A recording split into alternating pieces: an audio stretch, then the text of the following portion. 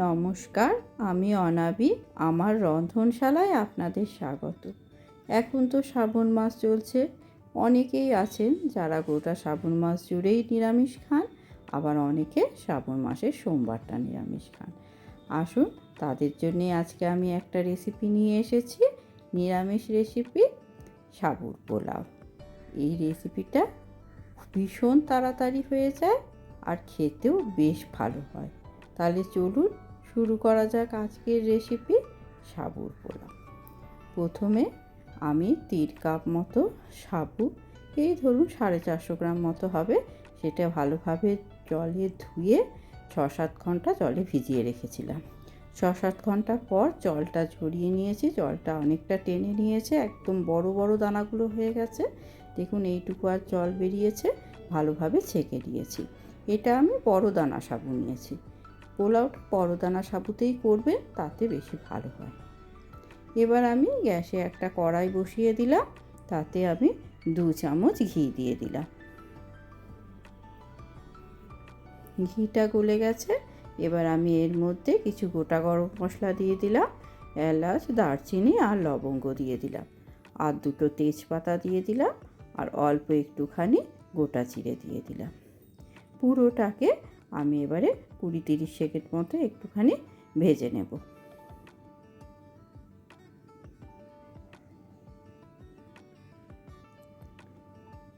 এবার আমি এর মধ্যে কাজু আর কিশমিশ দিয়ে দিলাম কিছুটা।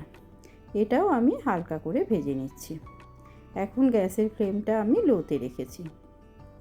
এবার আমি কিছুটা চিনাবাদাম দিয়ে দিলাম, এটাও ভালোভাবে ভেজে নেব।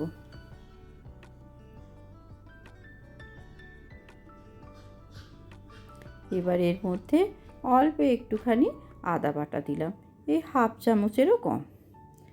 সেটাকেও ভালোভাবে নাড়াচাড়া করে আমি ভেজে নিচ্ছি।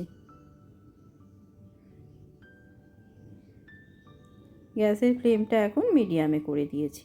এবার আমি এর মধ্যে খুব ছোট ছোট চৌকো চৌকো করে আলু আর গাজর কেটে রেখেছিলাম, সেটাকে হালকা করে 2 মিনিট মতো আমি একটু ভাপিয়েও নিয়েছি জলে।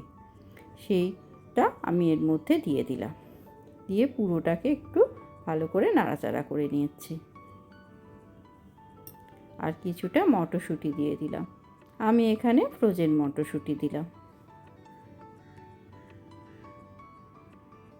এবার পুরোটাকে আবারও ভালো করে মিশিয়ে নিচ্ছি।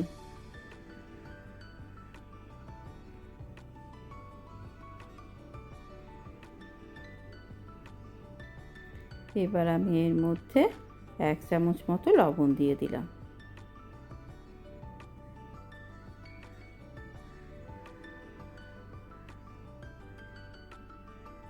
আর এখানে 100 গ্রাম মতো চিনি দিয়ে দিলাম।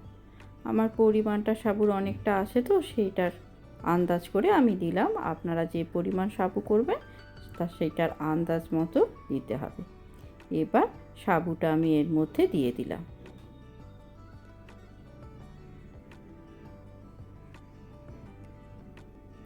এবার এটা খুব ভালোভাবে মিশিয়ে নিচ্ছি।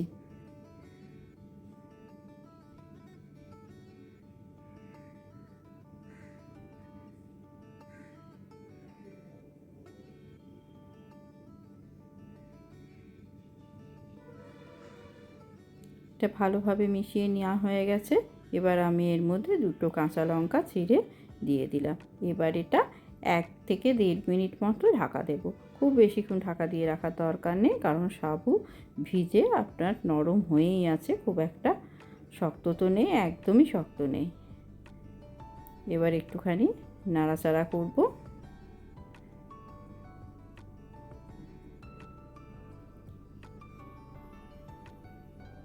ভালোভাবে আরেকবার নাড়াচাড়া করে নিলাম। এবার আমি এর মধ্যে কিছুটা গোলমরিচ গুঁড়ো দিয়ে দেব, এই 1 চামচ মতো।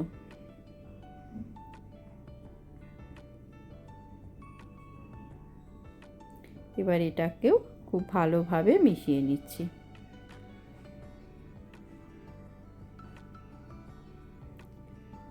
সাবুটা যখন দেবের কড়াইয়ে, তখন কিন্তু আবারও এটা লো ফ্লেমে করে দিতে হবে। এবার রান্নাটা কিন্তু আমার হয়েই গেছে। এবার গ্যাস অফ করে এটা আমি কিছুক্ষণের জন্য রেখে দেব, 5-7 মিনিট মতো। তারপর এটা আমি গরম গরম পরিবেশন করছি। দেখুন কত সুন্দর হয়েছে, আর খেতেও বেশ ভালো লাগে।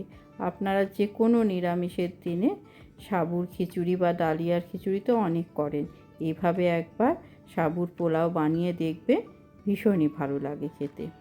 কেমন লাগলো আজকের রেসিপি জানাবেন। ধন্যবাদ।